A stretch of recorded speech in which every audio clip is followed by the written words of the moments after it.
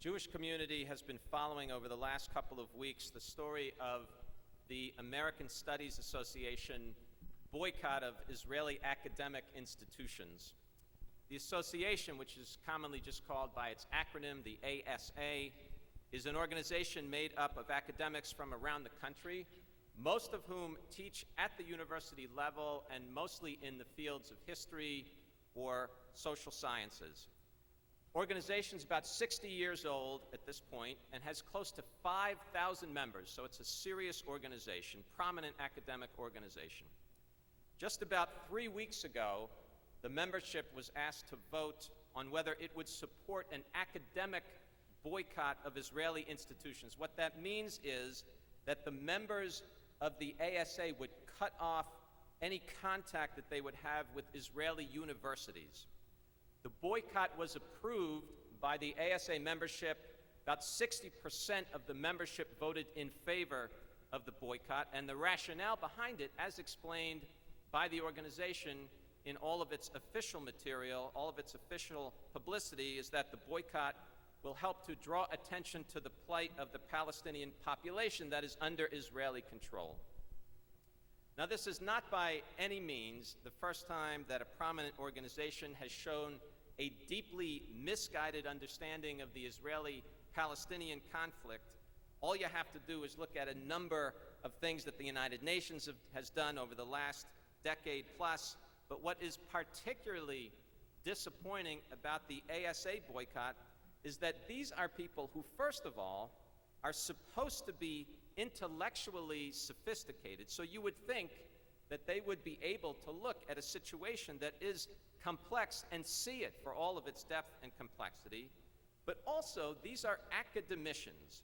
They are supposed to do their homework. And I doubt that any one of them would put their names onto a paper that was going to be published without thoroughly researching the subject of the paper, thoroughly knowing the material that the paper discussed. Yet that is exactly what an entire group of academicians has done by signing on to this boycott. They do not have an understanding, even in a simple way, of the situation.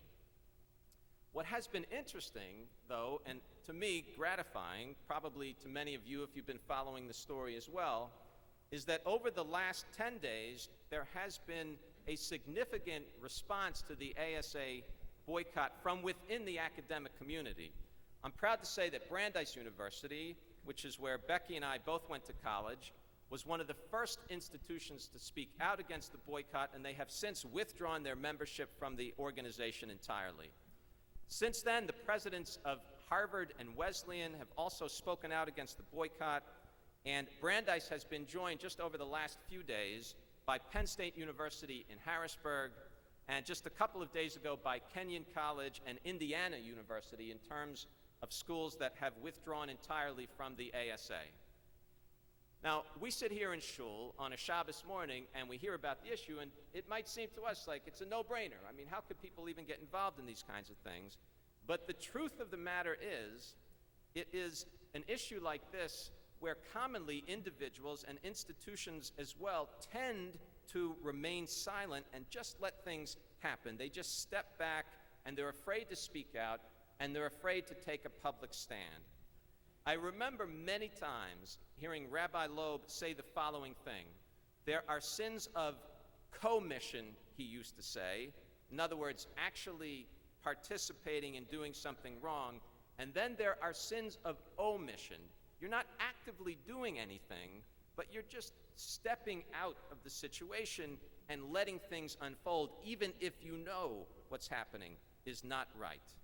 And the truth is, whether we like it or not today, Israel is not particularly popular in most academic circles, and it took some courage and also some moral rectitude for the individuals and the institutions to take that pro-Israel position that they've taken over the last couple of weeks and to call out the ASA for its misguided judgment. Now, how that happens, how an individual or an organization or institution, for that matter, is able to make that choice and to do what is right and to say what needs to be said, even if it is not popular, and even if the person or the organization taking the stance is a singular voice in that particular situation. How that happens has always been something that has been fascinating to me. Obviously, you need a certain amount of courage, you need a certain amount of confidence as well. But I think more than anything else, it has to do with a moral sensitivity, a simple understanding that some things are right, some things are wrong, and that when something is wrong, you have a responsibility to speak out, to do something about it. To me, that has always been one of the defining qualities in the character of Moses, about whom we are reading in the Torah right now. Actually, pretty much for the rest of the Torah, we'll be reading about Moses, but he is most prominent here in the beginning of the book of Exodus. Consider for a moment the position that Moses finds himself in this morning. Here he is. He's appointed by God to be a spokesperson for God to the Israelites, but also to be a spokesperson for God to Pharaoh. And we already know that Moses is not in the least interested in this job. If you remember last week's portion, God first asks him, will you take on the tasks? And Moses' response to God is immediate. He says, Lo ish devarim anochi. I'm not a man of words. I can't be a spokesperson. I don't speak well. Honestly, God, I appreciate it, but please leave me out of it. And then in this morning's Torah portion, it's clear that Moses hasn't changed his mind, even though he's already in the middle of all of this business. And he reminds God this morning, he says to God, I tried it once. Like you told me, I went, I spoke to the Israelites. The Israelites wouldn't listen to me. So how are you expecting that the Egyptians are going to listen to me? And then he says, Ve'ech yishma'eni Pharaoh. And how's Pharaoh going to listen to me if my own people wouldn't? But God's not going to take no for an answer. That's the way God is. It's also God's prerogative. So God says, Moses, you got to go. And so, despite his protests, Moses finds himself this morning in this parsha standing with Aaron outside of Pharaoh's throne room. There's a tongue twister for you.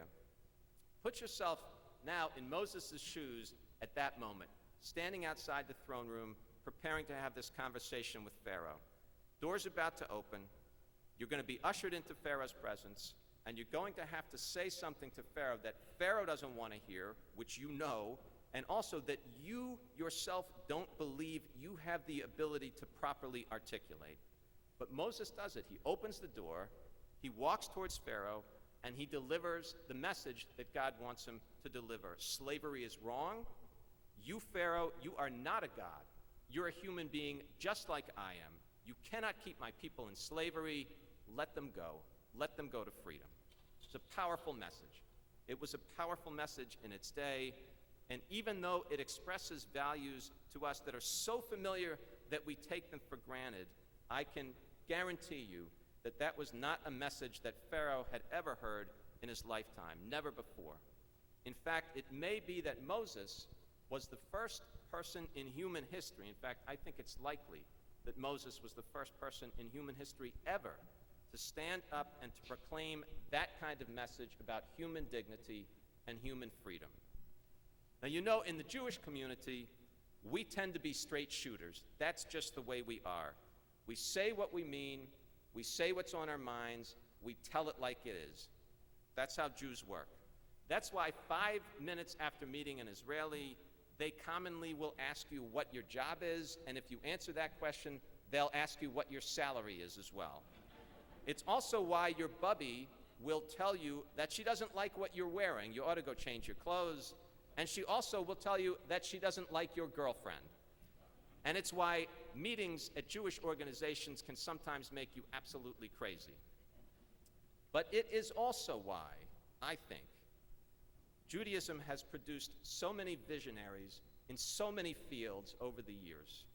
You could not have an Einstein or a Herzl or a Ben-Gurion, and the list could go on and on. You could not have them without that impulse that when you think you know what needs to be done, or when you think you know what needs to be said, you do it or you say it, even if everyone else disagrees with you, even if everyone else thinks you've lost your mind, you still have a responsibility to say the words that need to be said and to do the things that need to be done.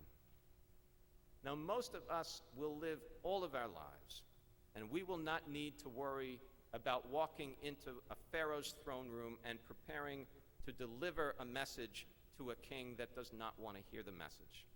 But by opening that door at that moment, thousands of years ago, Moses created a path, and I think in many ways we still walk on it. In fact, I would argue we have a responsibility to be walking on that path. It's not an easy path.